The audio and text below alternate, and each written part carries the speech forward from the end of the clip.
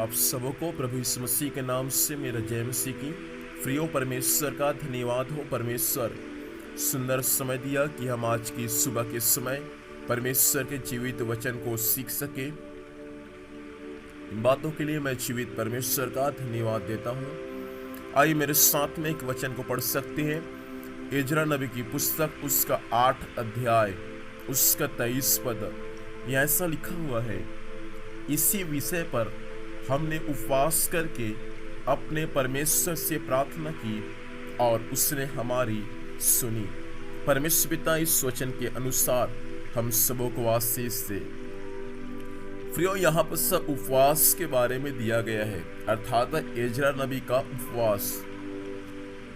परमेश्वर के वचन में कई बातें लिखा हुआ है उपवास के बारे में। मूसा का उपवास के बारे में सीख सकते हैं, प्रभु यीशु मसीह के उपवास के बारे में सीख सकते हैं, और भी बाइबल में बहुत जगह उपवास के बारे में दिया गया है, जिसको पढ़कर आप उपवास के बारे में बहुत कुछ जानकारी को प्राप्त कर सकते हैं। यहाँ पर एजरा नबी के उपवास के बारे में दिया गया है।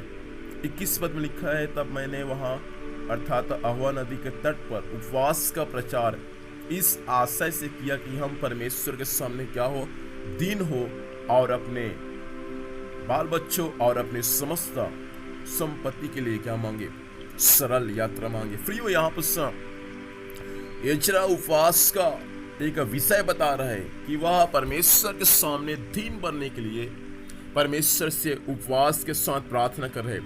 दूसरा, अपने बाल बच्चों के लिए और अपने समस्त संपत्ति के लिए सरल यात्रा मांग रहे। मतलब एक विषय के साथ में उपवास प्रार्थना कर रहे एजरा।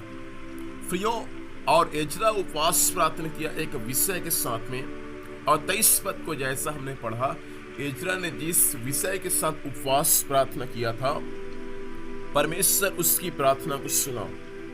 प्रियो, परमेश्वर चाहता है इन दिनों में हम उपवास और प्रार्थना करने वाले बन जाए। आप जब तक उपवास और प्रार्थना नहीं करेंगे, परमेश्वर आपके जीवन में अद्भुत काम नहीं करेगा।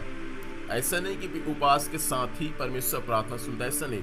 बिना उपवास से ही परमेश्वर प्रार्थना सुनता है, उपवास करने के बाद भी परमेश्वर प्रार्थना सुनता है। लेकिन परमेश्वर चाहता है कि इन दिनों में हम उपवास करने वाले हो जाए, हम उपवास के महत्व को समझने वाले हो जाए। आप उपवास करेंगे, परमेश्वर आपके परिवार में छुटकारा को भेजेगा। आप उपवास करेंगे, परमेश्वर आपके कलीसिया में बेदारी को भेजेगा। आप उपवास करेंगे, परमेश्वर आपके परिवार में, आपके कुटुंब में मेरा परमेश्वर अपने आश्चर्य कर्मों को भेजेगा। इसलिए प्रिय परमेश्वर के लोगों, हम बड़े विषय के साथ, आशा के साथ हम परमेश्वर के सम्मुख उपवास और प्रार्थना करने वाले बन जाए। एजरा उपवास और प्रार्थना किया परमेश्वर के सामने दीन बनने के लिए, अपने बाल बच्चों के लिए, अपने समस्त संपत्ति के लिए। जैसा उन्होंने परमेश्वर के सामने प्रार्थना किया है, वैसा ही मेरा परमेश्वर क्या किया है, उनकी प्रार्थना को सुनकर उत्तर दिया है।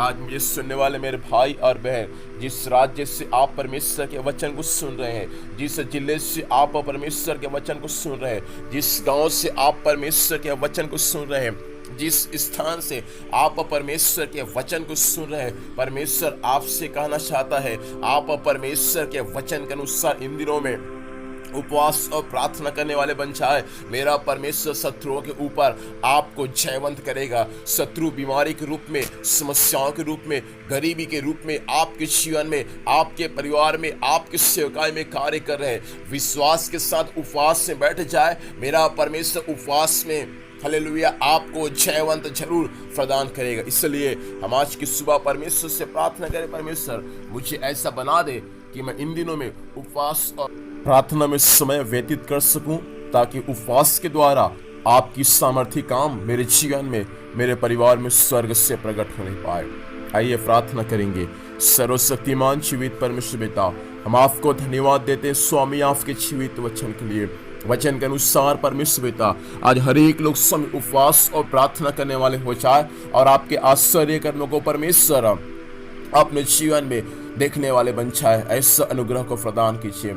आज के दिन में संभाल प्रभु, स्वर्ग की सुरक्षा दे, जहाँ भी जाएंगे जाने आने में सहायता कर, हर कार्य यीशु के नाम में सफल होने पाए। धन्यवाद स्वामी, आपने प्रार्थना सुना और आशीष दिया है। यीशु मसीह के नाम से पिता हम आशीष को मांगते हैं, आमीन। प्रभु हम सबों को आशीष दे। आप सबों को जय मसीह की। Praise the Lord.